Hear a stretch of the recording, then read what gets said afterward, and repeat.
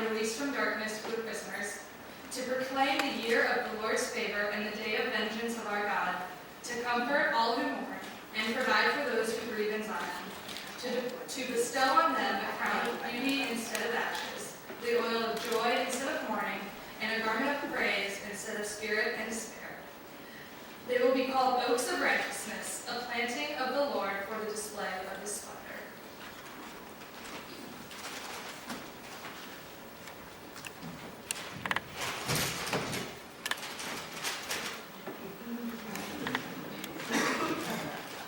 Good morning, church.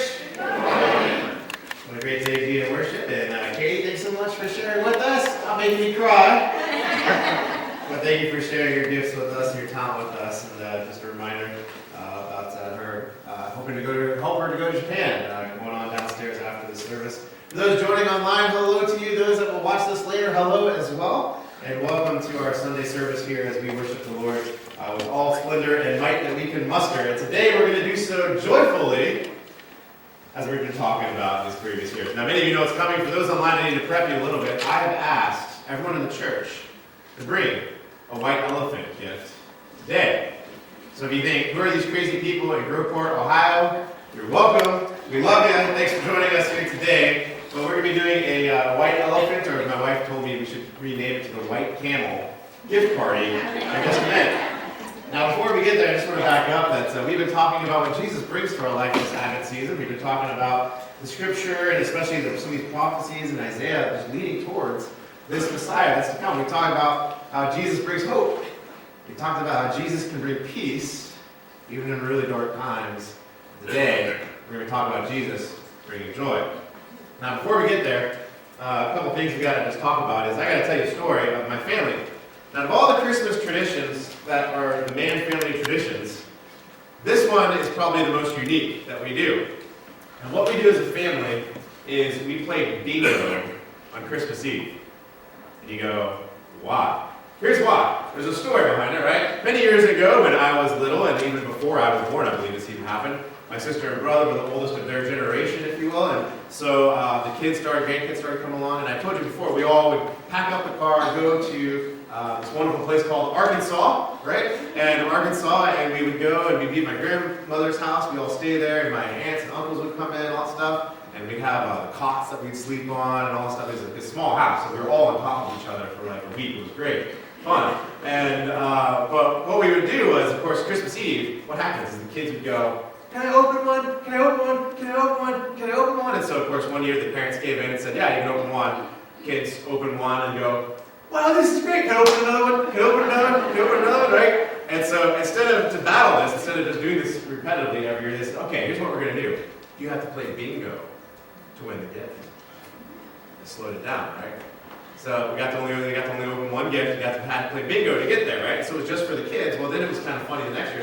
Somebody finally thought, this is kind of fun. Let's do this for the adults too. So over the years, this grew to be like this huge event that happens at the Mann family household that is a tradition of ours. And if you don't play bingo normally, you don't like have the balls and pull them out or anything. You get all in a big circle, and everybody has little cards. We use the ones with the little like flip thing, you know, kind of like has like a little red kind of thing that you kind of like pull the little lever over. So you don't do the chips because it gets too crazy for that. But instead of pulling out, you just go around and everybody picks a number, right? And when you bingo, which is nice because, you know, if you're playing the most convenient way, right, the most frugal way, if you will, you actually are winning every 4 rounds, at least. No one else calls any of your numbers, right? Because you got that free space in the middle. So we would do this, and the game was not just you open a present, the game was like a white elephant gift. You had to steal from everybody else. Let me tell you, stealing from your family, oh, that's good stuff right there. Oh man, making someone cry over the most useless junk that people bought. And so what we would do is all year round, people would just collect like the $5 bargain thing, you know, when stuff goes clearance and all that stuff, and we'd wrap it up, make it all look nice and pretty, and everybody would bring, it was the most hilarious thing, because everybody needed the bag of Skittles, because it was like the most precious thing when you get a bingo and someone takes it from you, and then there were rules on how you could get it back and take and steal again, and then it would cause this upper roll, right? And so in a way, it was a lot like the white elephant or white camel gift party that we're about to do. Now, instead of playing bingo, we're going to do something else here today. Now, to do this right, people on the balcony, good luck. I don't have a solution for you. You guys might want to get together. Just keep passing it, right? It's not going to apply really to you because it's just kind of a weird setup up there.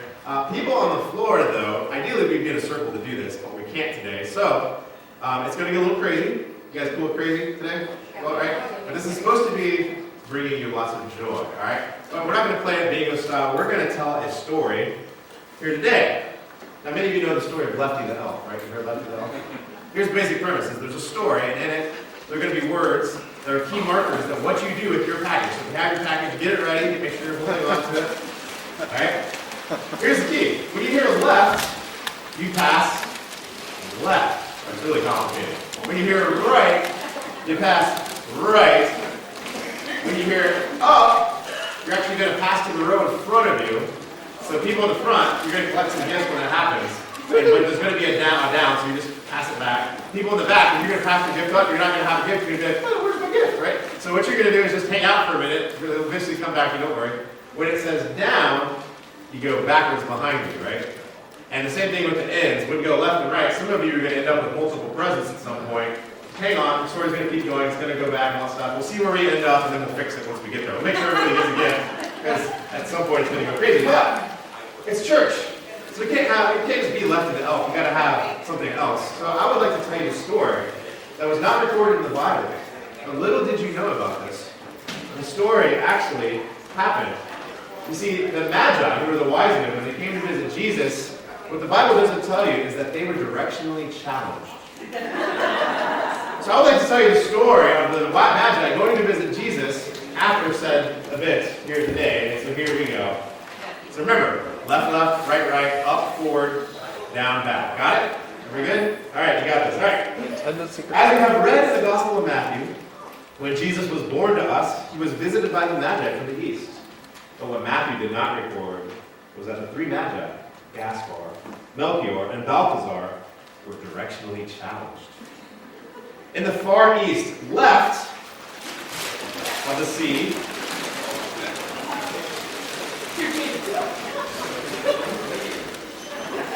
but right of the mountains, three wise men looked out into the night sky. A star had gone up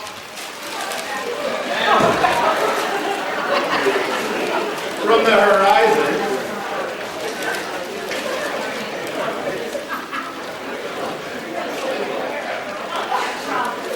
Yeah, you're going to have to make it up when these complicated things happen. This is going to happen. Just don't worry. We'll just pass them all back and back. All right. The star had gone, okay. So, and shone with brilliance. Gaspar gasped with joy as he turned left to face his two companions.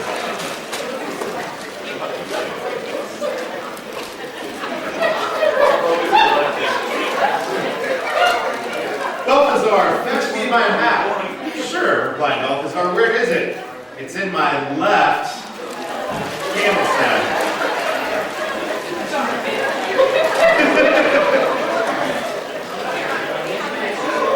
But Balthazar was directionally challenged, so he searched down into the right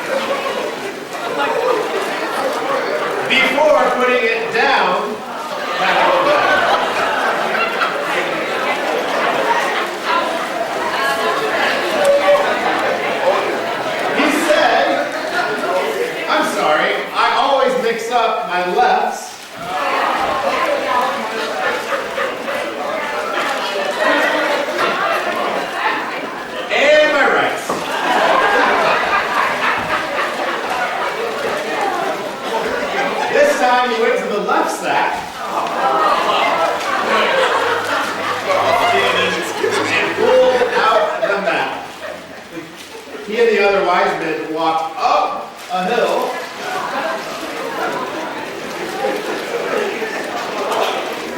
To gather their bearings. Melchior held the map with his right hand.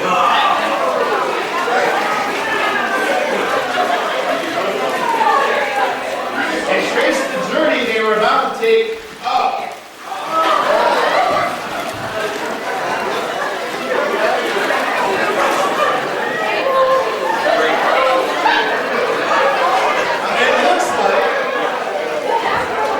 It looks like the star will lead us down in the desert.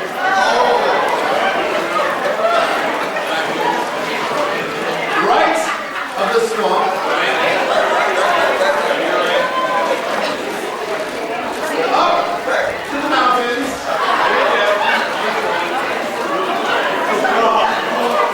Before going left.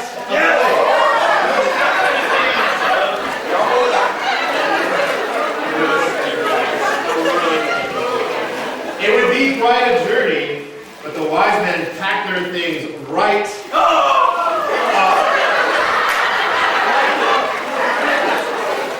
When they packed them, you guys already did right, but they packed them right up.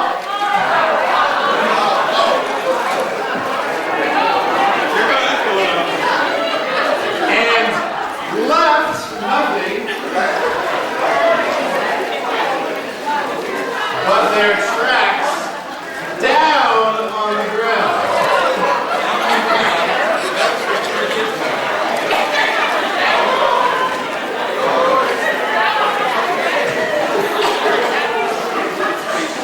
But the night grew cloudy, and the star could not be seen behind the clouds.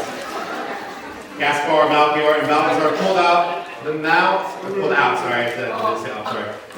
map and began to follow the course. They went down the desert,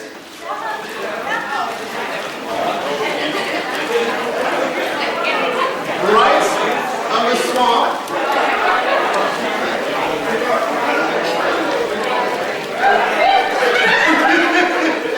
up to the mountains,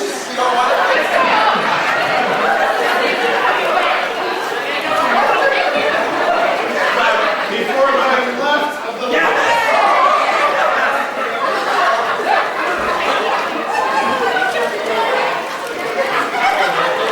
However, they found themselves not in the land of Canaan. Instead, they looked upon China. Uh-oh. We did something wrong, cried Gaspar. This isn't good, whispered Melchior. Great googly moogly, exclaimed Balthazar. I think I know what we did wrong. The others looked right. Who was holding the map with his left hand.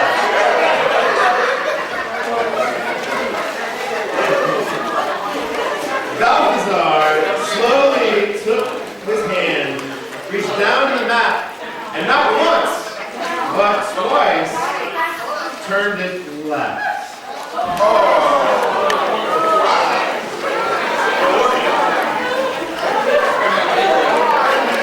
I know what we did wrong. We looked at the map upside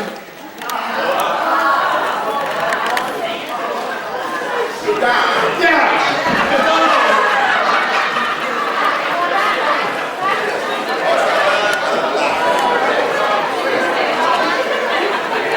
So the wise men got on their camels, went right up the lake,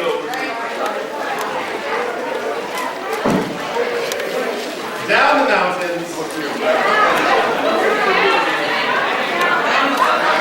left of the swamp,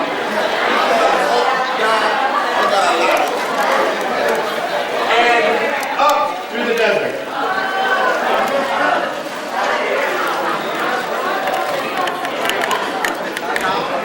Meanwhile, up in heaven,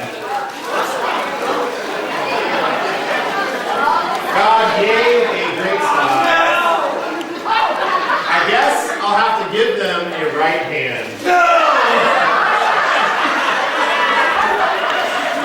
And so God blew, and the clouds blew out of the sky. The wise men were overjoyed to see the star. Now they only needed to follow the star as it went down on the horizon.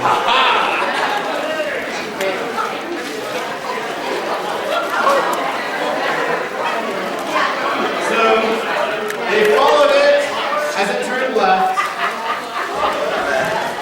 They followed it as it turned right. They followed it as it went up. And they followed it as it went down. Until at last they came to their journey's end and met baby Jesus. And now you know the rest of the story. Right. Now, many of you have ended up with multiple presents. So if you have multiple presents, if you would stand with a couple multiple presents real quick. Just kind of stand up where you're at. Now anybody who didn't get a present, go find someone that has an extra and grab one.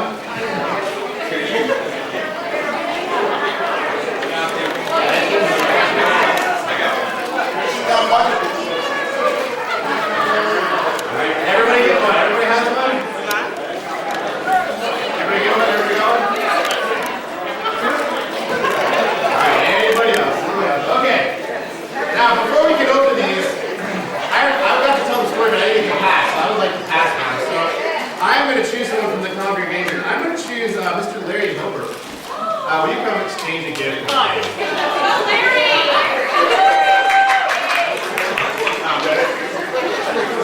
Larry, many of these bags say filled with joy. Yours says filled with extra joy.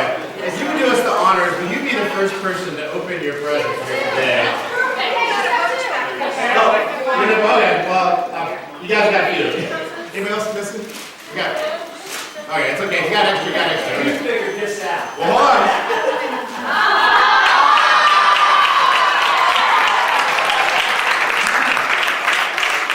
But here's the great thing about this hat is it says Los Angeles on it, right? But technically it comes from Laurel Auto Group. So if you're ever wearing it and they lose, just know that you weren't wearing the hat. You were wearing something else. You're wrong. Alright, number 3, we will all open and be uber surprised at what we got. Ready? 1, 2, 3, open your gift. Whoa!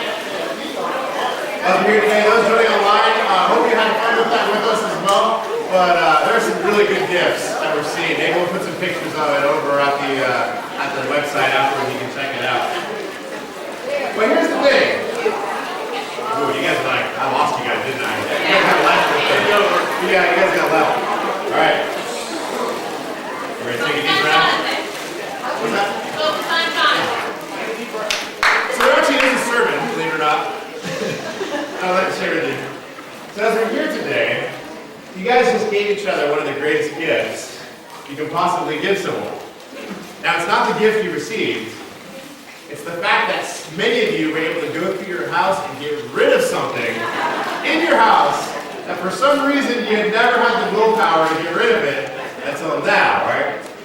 And if you think about it, I know like me, if you're like me, there's just, you go through your house here, you just wonder sometimes, why do I have this? I trip over it all the time, I always find it all the time, it's always in the way, and I cannot bring myself to get rid of it.